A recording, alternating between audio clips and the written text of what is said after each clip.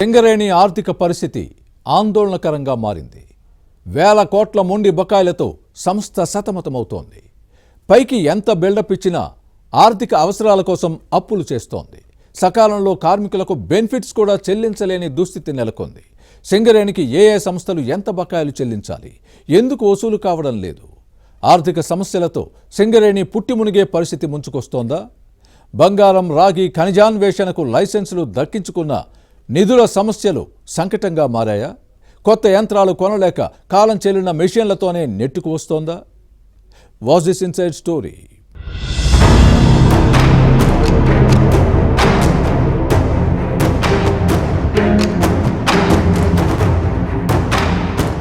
సింగరేణి తెలంగాణ సిరుల గని, రాష్ట్రానికి కొంగు బంగారం. తెలుగు రాష్ట్రాల్లో విద్యుత్ వెలుగు జిలుగులకు వారధి. నల్ల బంగారాన్ని తనలో ఇముడ్చుకున్న నేల. కనకరాశులకు తీసిపోని విధంగా బొగ్గు నిక్షేపాల అవని. దేశ పారిశ్రామిక రంగానికి ఇంధన వనరు.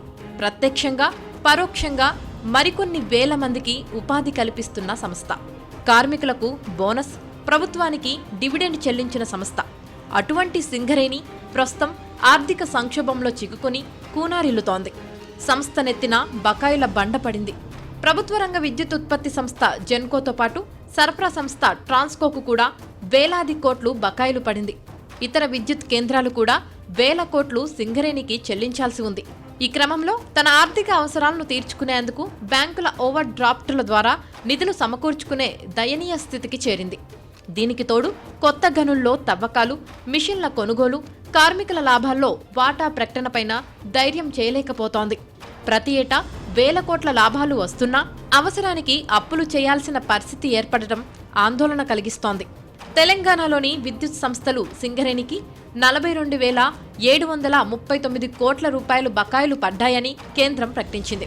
తెలంగాణ జెన్కో నుంచి సింగరేణికి 18,064 కోట్లు రావాల్సి ఉంది. మరోవైపు సింగరేణి థర్మల్ విద్యుత్, సోలార్ పవర్ ప్లాంట్ల ద్వారా ఉత్పత్తి అవుతున్న కరెంటును తెలంగాణ పవర్ ట్రాన్స్మిషన్ కార్పొరేషన్ ట్రాన్స్కోకు విక్రయిస్తోంది. ఈ సంస్థ నుంచి 24,675 కోట్లు బకాయిలు రావాల్సి ఉంది. జెన్కో బకాయిలపై వడ్డీ 1,695 కోట్లు, టీఎస్ ట్రాన్స్కోట్ డ్యూస్పై 11,806 కోట్లు వడ్డీ రావాల్సి ఉంది. ఇలా వేలాది కోట్ల బకాయిలతో సంస్థ పరిస్థితి పైన పటారం లోన లొటారం అన్న చందంగా తయారైంది. దీంతో కార్మిక సంక్షేమం, అభివృద్ధి గాలిలో దీపంలా మారుతోంది.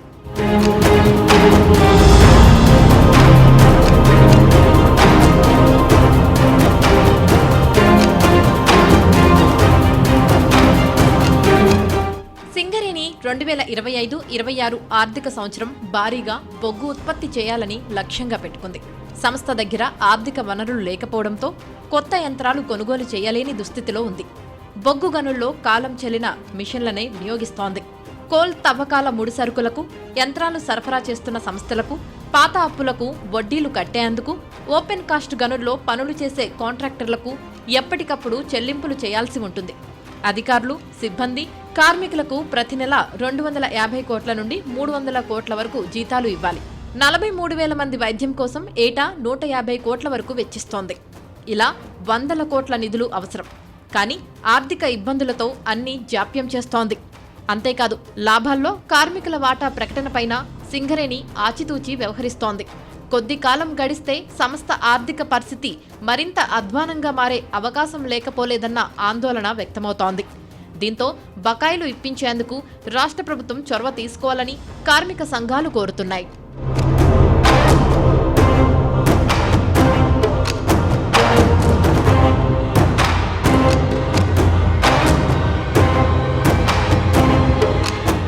విద్యుత్ సంస్థల నుంచి డ్యూస్ వసూలు కాకపోవడంతో సింగరేణి కొత్త బొగ్గు గనులు, ప్రాజెక్టులపై ప్రభావం పడుతోంది.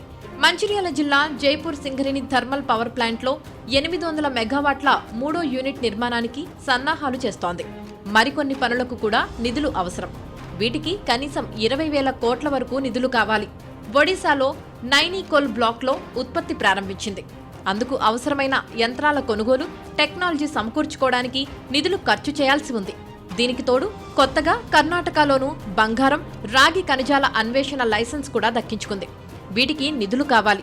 కానీ బకాయిలు పేరుకుపోవడంతో డబ్బులు సర్దుబాటు కోసం యాజమాన్యం నానా తిప్పలు పడుతోంది. కాంగ్రెస్ అధికారంలోకి వచ్చాక 1000 కోట్లు బకాయి చెల్లించినా అవి సంస్థ అవసరాలకు సరిపోలేదు. రాష్ట్ర ప్రభుత్వం సకాలంలో బకాయిలు చెల్లించుకుంటే మొదటికే మోసం వచ్చేలా ఉందని కార్మికుల్లో ఆందోళన వ్యక్తమవుతోంది.